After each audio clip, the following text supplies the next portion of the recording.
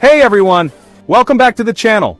Today, we're diving into one of the most profound questions humans have ever asked. Does God exist? The question of God's existence has captivated philosophers, scientists, and everyday people for millennia. While we might not have scientific proof like a math equation, there are several powerful arguments suggesting the existence of a higher power. It's a question that touches on everything from the origins of the universe to the nature of consciousness. So, stick around as we explore some of the most compelling arguments for the existence of God, from ancient philosophy to modern cosmology. Get ready to engage those critical thinking muscles, folks, because things are about to get cosmic. First up, we have the cosmological argument. It's based on the idea that everything in the universe has a cause. The universe itself exists, so it must have had a cause, right? But wait, if everything needs a cause, what caused the very first thing?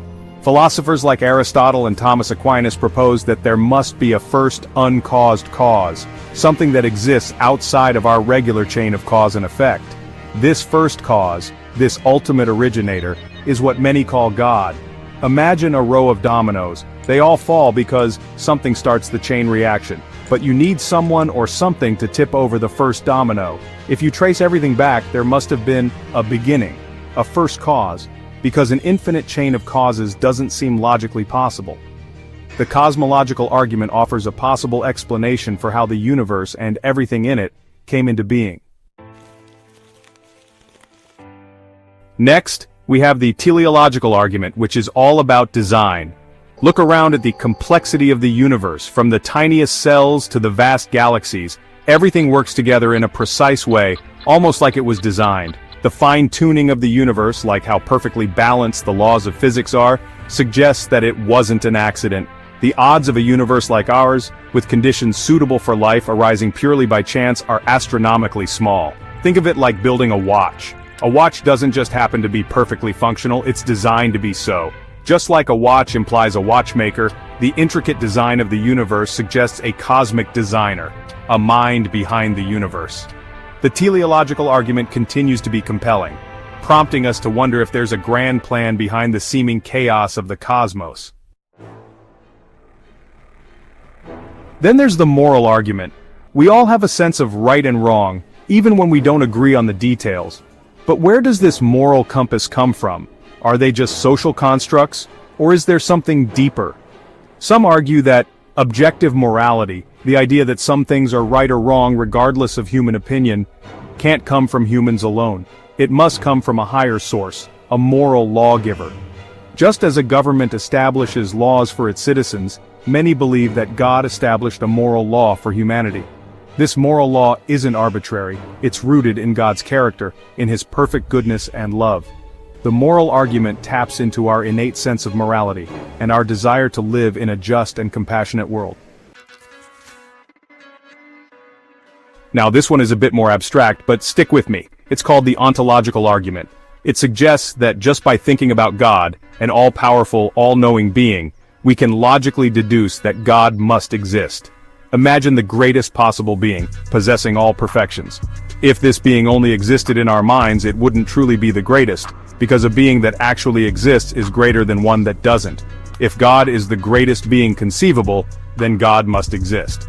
Philosophers like Anselm and Descartes believe that our very idea of the greatest possible being implies its existence. Critics argue that it's a word game, that you can't define something into existence. But it remains a fascinating example of how philosophical reasoning can be used to explore the nature of God and existence. Now let's get personal. Many people believe in God based on personal experiences, like answered prayers, a deep sense of peace, or a life-changing encounter. These experiences can be deeply moving, life-altering events that leave an undeniable mark on the individual's life.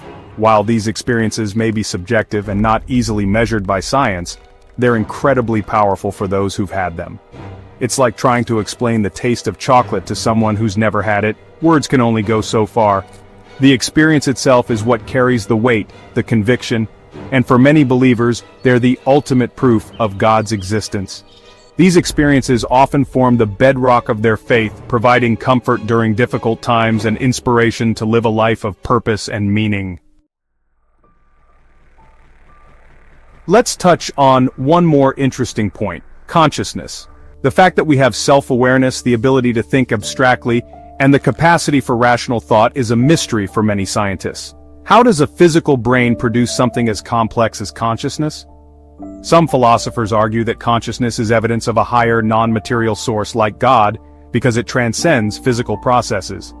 They argue that just as matter can't be created or destroyed, only transformed, consciousness may also be a fundamental aspect of reality. It's an open question, but many find it compelling to think that our very consciousness points to a divine origin. This idea resonates with the belief that we're created in God's image, that we share in some small way in His divine nature. The argument from consciousness continues to intrigue and inspire, prompting us to consider the possibility that our inner world of thoughts, feelings, and experiences may point to a reality that extends beyond the physical realm. So does God exist? While there's no single, definitive scientific proof, these arguments, along with personal experiences, have led many to believe in a higher power. From the origins of the universe to the mysteries of consciousness, the human mind has grappled with this question for millennia, and it continues to inspire awe, wonder, and debate. What do you think? Do any of these arguments resonate with you? Have you had personal experiences that have shaped your beliefs? Leave a comment below and let me know your thoughts. Let's keep the conversation going, because these big questions are what make us human, what drive us to explore, to understand, and to connect with something larger than ourselves. Don't forget to like this video if you found it interesting, and subscribe for more discussions on philosophy, science, and big questions like this one. Thanks for watching, and I'll see you in the next video.